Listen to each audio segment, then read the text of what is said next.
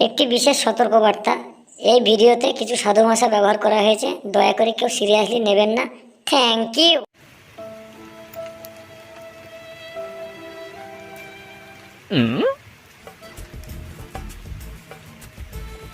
বাবা, মায়ের কাছে তারা খেয়ে এখানে বসে আছো? ঠিক আছে, তুমি এখানে বসো, আমি গিয়ে মাকে ডেকে আনি। মা এসে তোমার টুনটুনি কাটে ঝুনঝুনি বাজাবে। এই গেঁজা করে বেটা, তুই কি চাস তোর মা আমাকে মেরে মেরে ফেলো? হ্যাঁ হ্যাঁ হ্যাঁ। এই গেঁজা করে বেটা, তুই কি মানুষের বাচ্চা? না আব্বা, আমি শুয়োরের বাচ্চা। তুমি শুয়োর, আমি তোমার বাচ্চা। আমার কপাল একটা ছেলে, সেটা ভালো না। যা খোকা, তোর মাকে ডেকে নিয়ে আয়। এমন ভাবে বেঁচে থাকার চেয়ে মরে যাওয়া অনেক ভালো।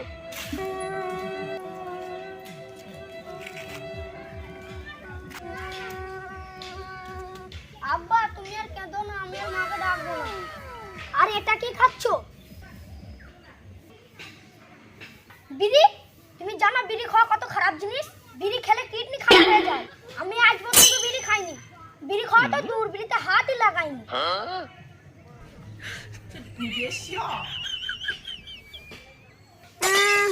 আর তুমি এমন ভাবে বিড়ি খাচ্ছ কেন? তুমি মরে গেলে আমাদের কি হবে? এমনিতেই তো তুমি মরে গেলে আমাদের বালও ছিঁড়া যাবে না। আমার কথাটা নাই বাদই দাও। আমার মায়ের কথাটা কোনোদিন চিন্তা করেছো? তুমি মরে গেলে আমার মায়ের কি হবে? ঠিক বলেছিস খোকা, আমি আর কোনোদিন বিড়ি খাবো না। দে বিড়িটা ফেলে দি।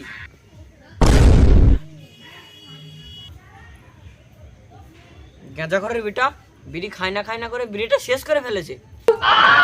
দাঁড়া, আজ তোর একদিন কি আমার একদিন। আব্বা আব্বা আব্বা, ছেড়ে দাও, আমি আর কোনোদিন বিড়ি খাবো না। আমার ভুল হয়ে গেছে, আমাকে ছেড়ে দাও। ছেড়ে দেবো, আজ তোকে মেরে দেবো।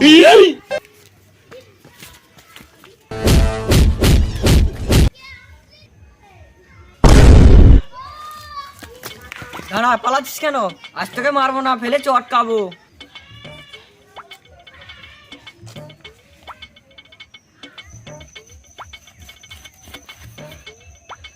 আজ খুব বাঁচাই বেঁচে গেছি। ধরতে পারলে বাপ আর ফেলে চটকাতো। যাক, এক প্যাকেট বিড়ি তো পেয়েছি।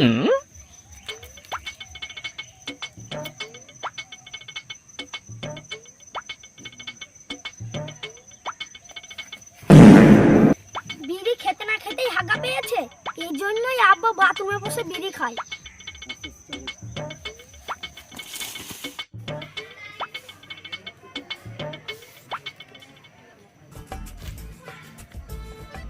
কি ব্যাপার মালিক ভাই, এমন ভাবে মন খারাপ করে বসে আছো কেন?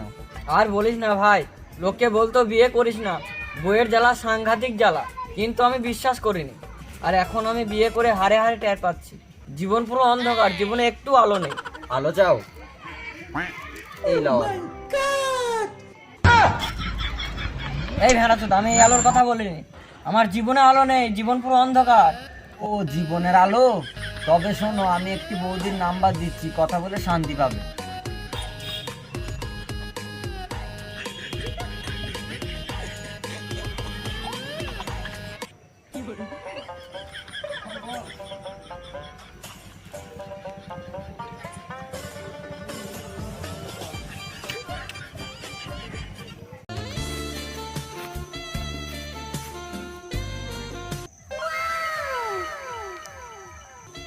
বৌদি, তোমার হাতগুলো কত সুন্দর,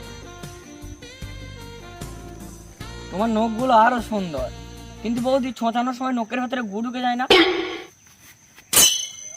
আরে আরে বৌদি, রাগ করছো কেন? তোমার নখের ভেতরে গু ঢুকে গেলে সমস্যা কি? সেটাও আমার কাছে অনেক সুন্দর।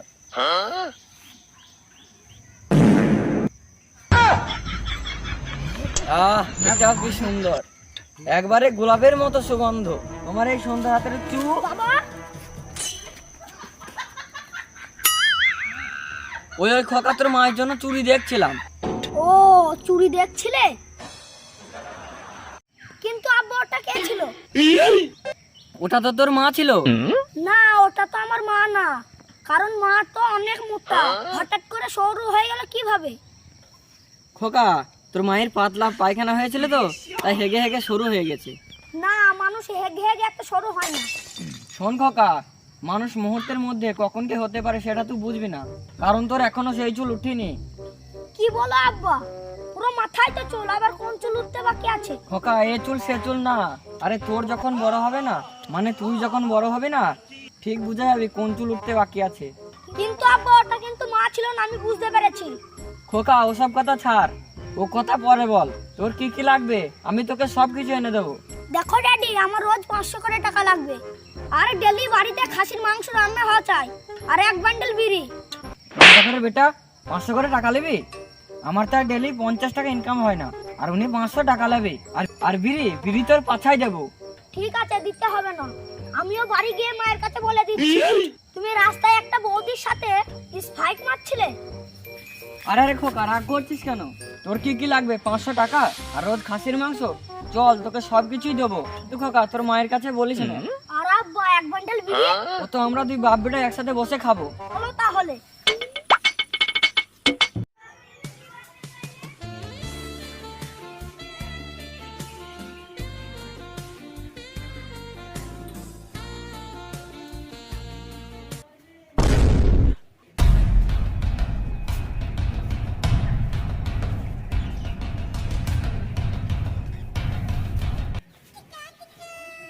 খোকা আমি তোকে 10 টাকা দিচ্ছি, যা আগে 1 বান্ডেল বিড়ি কিনে নিয়ে আয়, দুই বাপ বেটা একসাথে বসে বসে খাবো।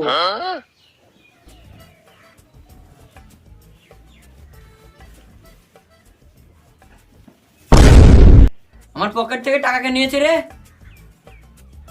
এই কে নিয়েছে বল? আমি কি করে বলবো তোমার টাকা কে নিয়েছে? আচ্ছা তুই টাকা নিসনি তাহলে? না। তাহলে তুই তোর বাবার দিব্যিকাই বল যে তুই টাকা নিসনি। হ্যাঁ বলবো তো, কি হয়েছে? আমার বাবার দিব্যি, তোমার টাকা আমি নিয়ে। তাহলে ও টাকাটা নিইনি, তাহলে টাকাটা রাখলাম কোথায়?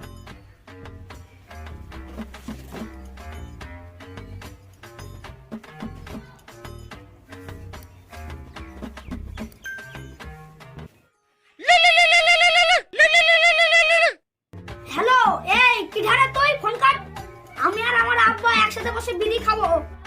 এই গেদা করে বেটা, তোর নানা আজকে পটল তুলেছে। কি? আরে সত্যি কথা বলছি, তাড়াতাড়ি চলে আয়। আব্বা টাকা মনে হয় মাই নিয়েছে। তুই কি করে বুঝলি? এই তো মা দিব্যি খেয়েছে আর নানা ওদিকে পটল তুলেছে। খোকা ভালোই হয়েছে, চল তোর নানাদের সম্পত্তি আছে সব নিয়ে আসি।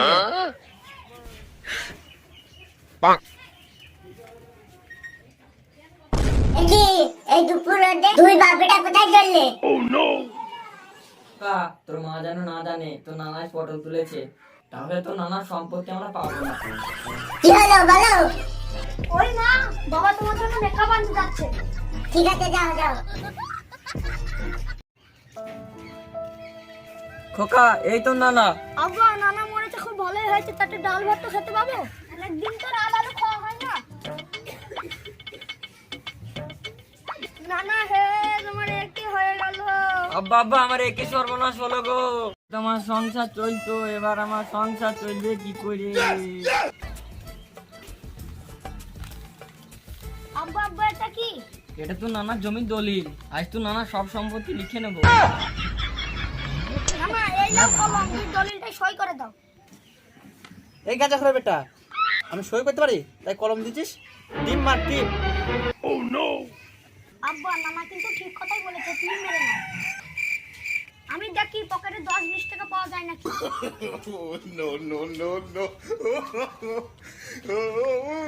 দেখ ভালো করে, 10-20 টাকা পাস কিনা আমাকে ভাগ দিস কিন্তু। ঠিক আছে, ওরা বড় শান্তির পেটে মরেছে, পকেটে একটা করে রেখে মরেনি।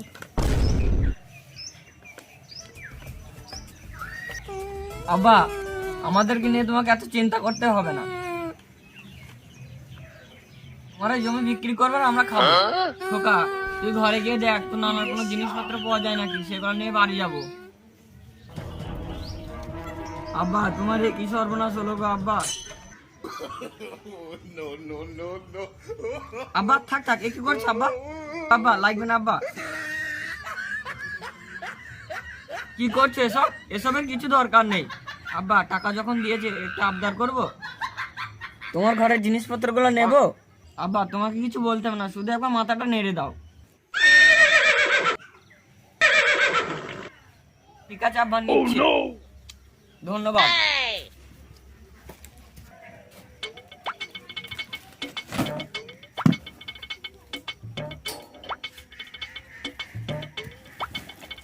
খোকা সবকিছু নিয়েছিস তো? হ্যাঁ বস, সব কিছু নিয়ে এসেছি, কিন্তু এই শালা বুড়োচোদের ঘরে এই বস্তার ভাঙা বালতি ছাড়া কিছুই নেই। শোন খোকা, নেই মামা থেকে কানা মামা অনেক ভালো আছে, তাই নিয়ে চল। গাঁজাখোরের বেটা, আমি একটু মরার অভিনয় করেছি আর তোরা দুই বাপ বেটাই আমার সম্পত্তি নিতে চলে এসেছিস। আজ তো তোর মারবো না, ফেলি চট খাবো।